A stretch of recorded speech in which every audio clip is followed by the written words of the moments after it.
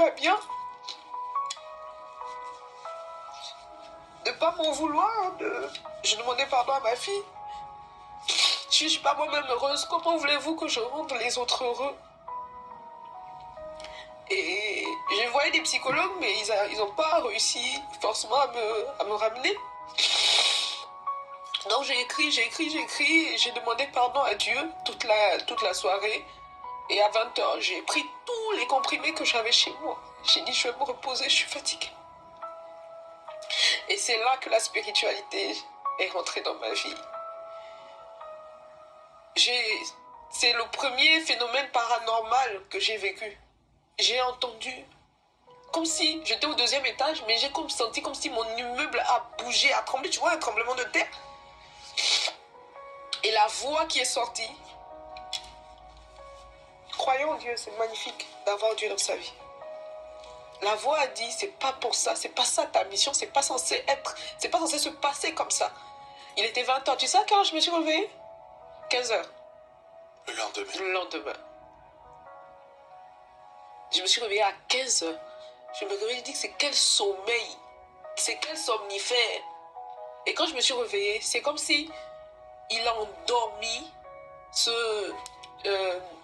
Il fait des médicaments? Non, j'ai même pas pris les comprimés, justement. Pas pris les comprimés? Non, c'est quand je fais la prière pour demander pardon à Dieu que malgré l'acte que je pose, reçois-moi. Même en partant, j'ai besoin de toi. Fortifie-moi. C'est pendant cette prière-là qui m'endort, justement.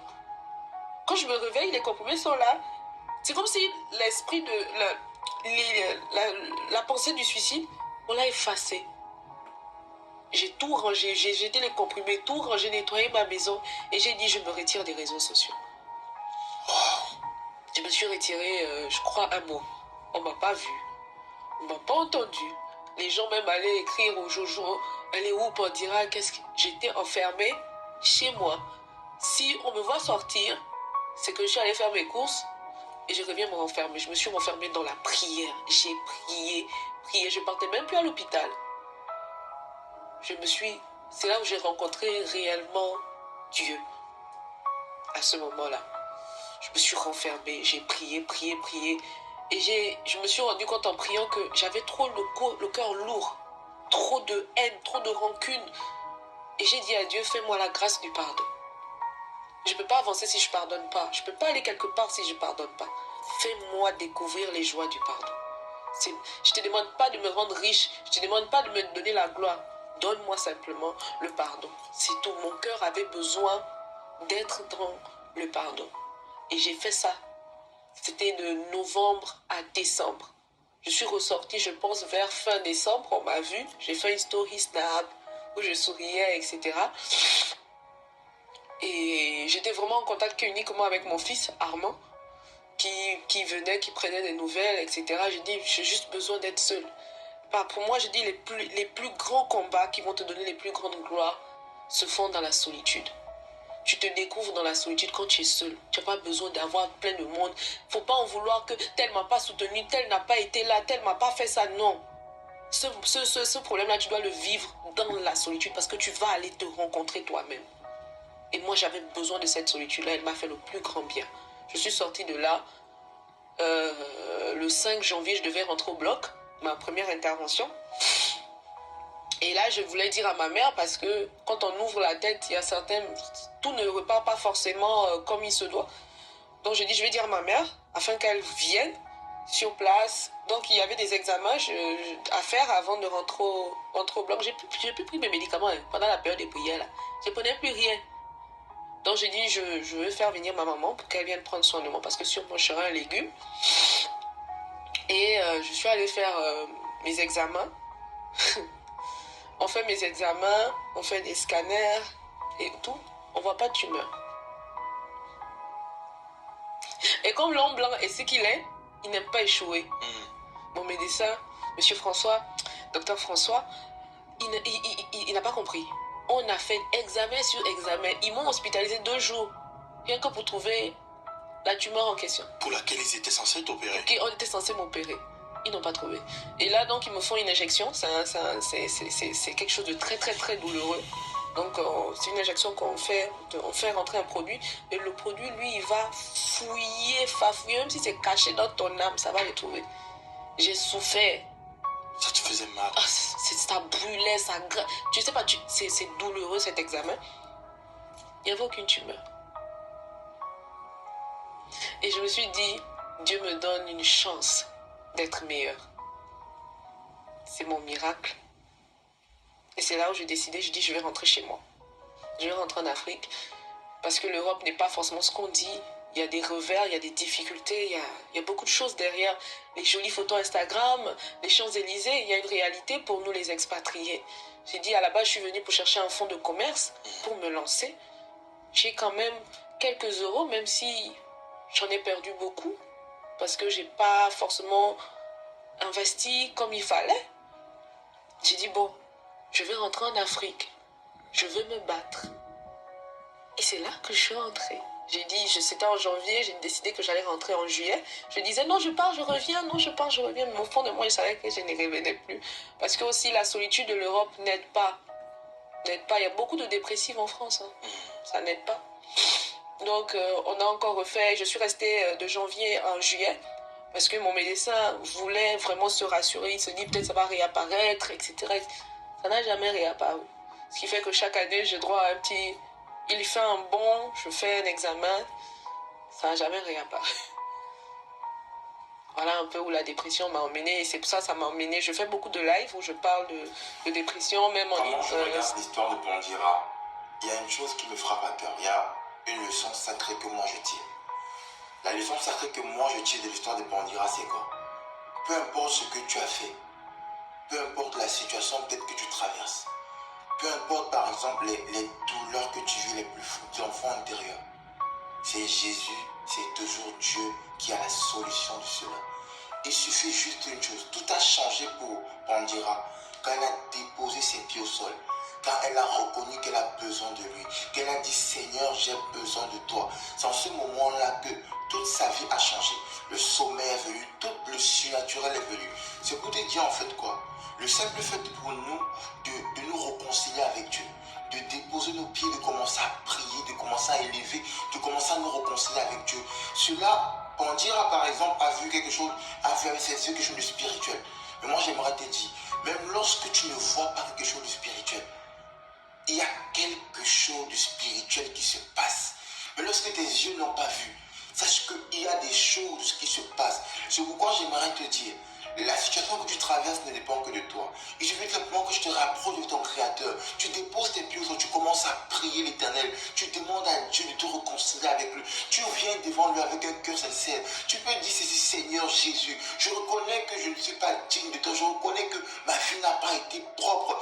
Mais j'ai besoin de toi, Seigneur. Tu dis, Seigneur, j'ai besoin de toi. Entre dans ma vie et change.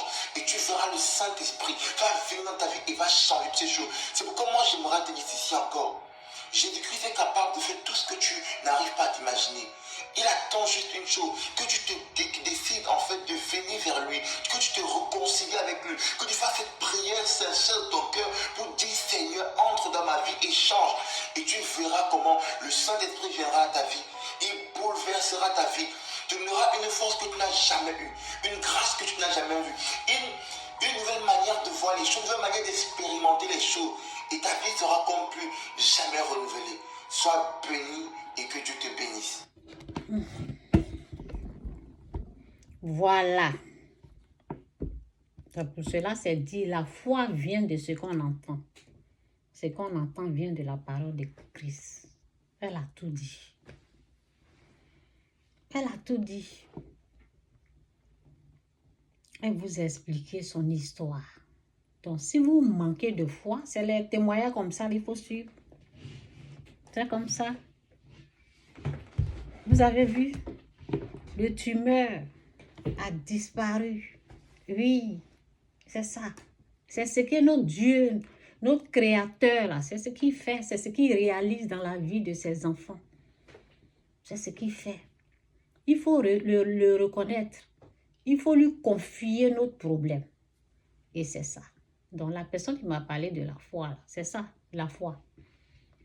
Elle a cru qu'elle a un Dieu Donc, avant de faire quoi que ce soit, elle doit se mettre à genoux pour lui demander de l'aide d'abord. Et elle a reçu son aide. Le suicide, ce n'est pas une bonne chose. Parce que ce n'est pas pour les enfants de Dieu. Si elle s'engageait dans ça, elle allait partir en enfer. Donc, Dieu l'a arrêtée là. Elle dit qu'elle a dormi jusqu'au lendemain. Et elle a dit que c'est comme il y a eu tremblement de terre. L'immeuble a bougé comme ça. Je vous ai dit, l'être humain est comme une maison. Les choses là viennent habiter là. Quand Dieu a débarqué là, quand il lui a donné tout, elle s'est dit, je te confie tout. Seigneur, aide-moi. Il est venu habiter là. Les ténèbres n'ont plus droit de rester là. Donc les maladies, tout ça là, ils sont partis. Ils ont pris la fuite. Où Dieu est là, il n'y a pas de maladie. C'est pour cela qu'on ne pouvait plus retrouver les traces du tumeur. C'est fini. Donc, donnez votre vie réellement à Dieu. Faites la repentance. Quand on vous dit repentez-vous, quittez le mal, quittez le péché, vous pensez que c'est un jeu. Ce n'est pas un jeu. Donc, c'est un peu ça pour la foi. La foi vient de ce qu'on entend. Tu as entendu ce que Dieu a fait dans la vie de l'autre. Ce qu'il a fait, là, il peut faire pour toi aussi. Toi, tu te trouves malade aujourd'hui. Confie ton problème là à Dieu. Dieu va faire grâce. OK? Donc, c'est un peu ça.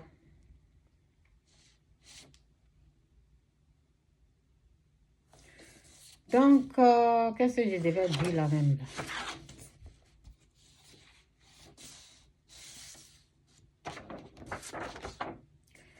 Je voulais parler de quelque chose.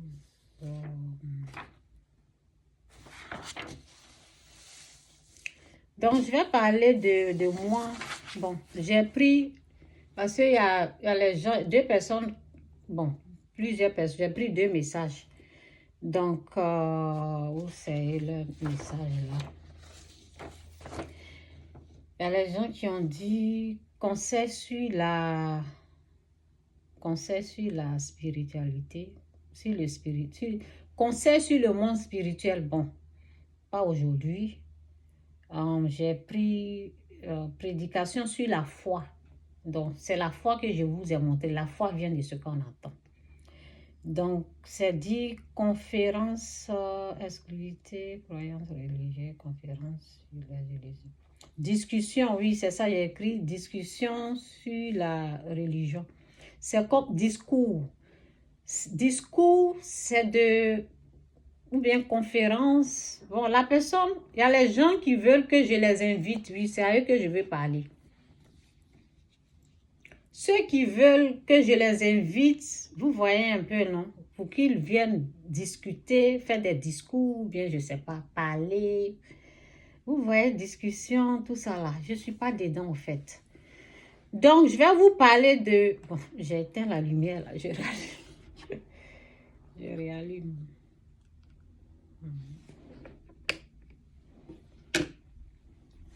Donc, je vais enlever ça là.